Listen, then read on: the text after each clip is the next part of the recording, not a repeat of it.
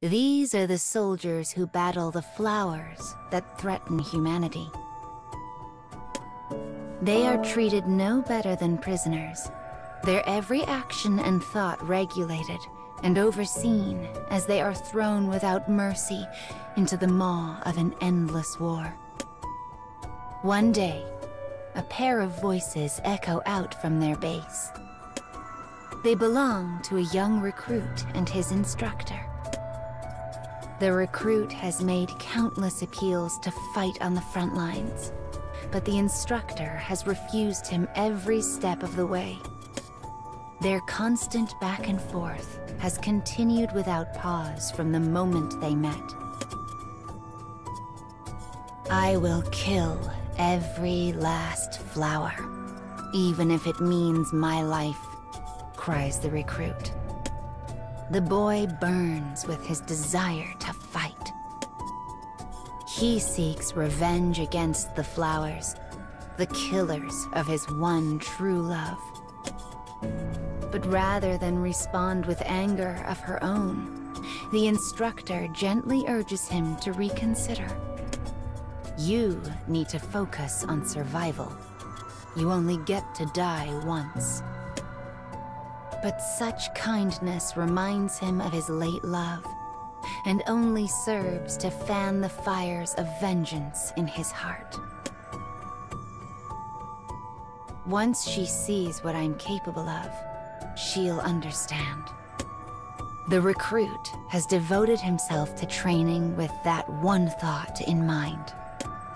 And though it never gained much traction with his instructor, he decides to make her a proposal. If I get top marks in our next virtual drill, you have to let me go on a mission. Before she can respond, he turns on his heel and exits the barracks. He needs to fight. He needs to avenge his love. His entire will is bent upon it.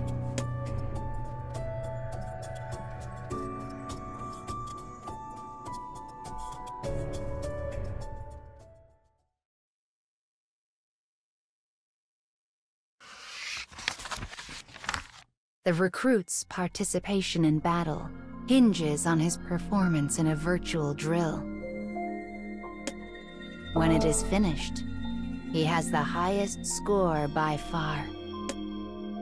The other soldiers rush to his side, erupting with joy and claiming he holds the key to defeating their enemy. As they celebrate, the recruit turns to his instructor and regards her coldly. You have to let me fight now. You don't have a choice.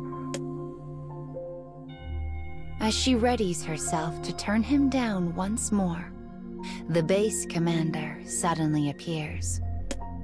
These are excellent results, says the commander. I look forward to seeing all of you perform in the next mission.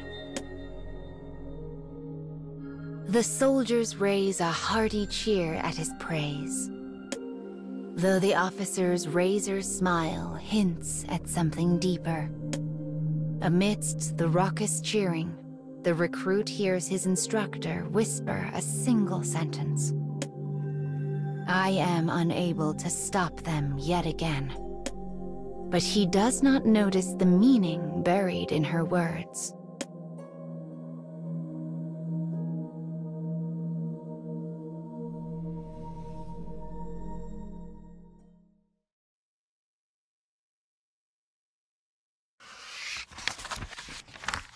Since receiving permission to fight, the recruit has spent his every waking hour in intense training.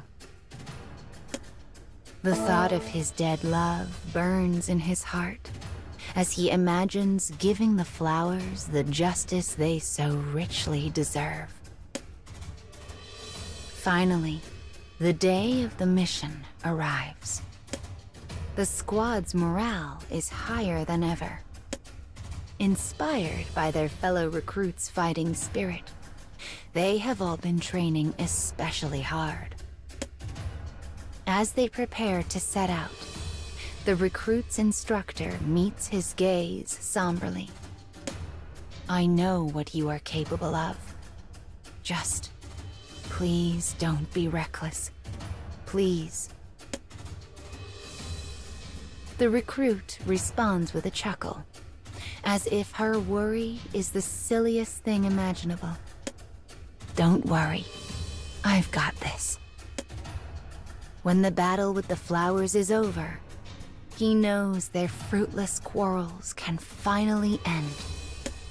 She will have no choice but to acknowledge his ability once she sees his skills in battle. He grips his sword tighter. His long-awaited campaign of revenge is now mere moments away.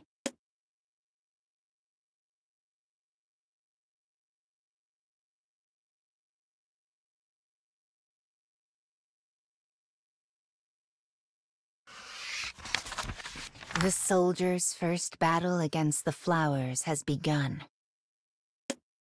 The recruit breaks the dam on the ocean of vengefulness in his heart, hacking through countless numbers of flowers with his blade. When the intense battle finally comes to an end, an uneasy silence settles over the ruined city.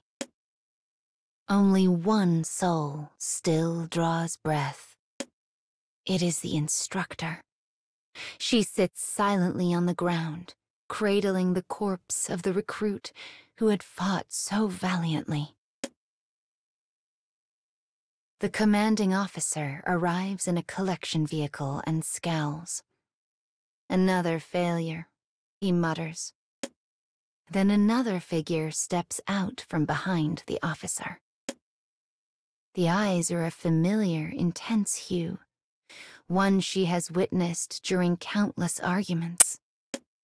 They are identical to those of the corpse she now cradles in her arms. As the new arrival stares out at the grim battlefield, his face contorts into a sneer. I will kill every last flower, even if it means my life. How many times has it been now? As she considers what a pointless thought that is, she quietly replies to the new recruit. You need to focus on survival. You only get to die once. Yet her kind words are tinged by an endless echo of despair.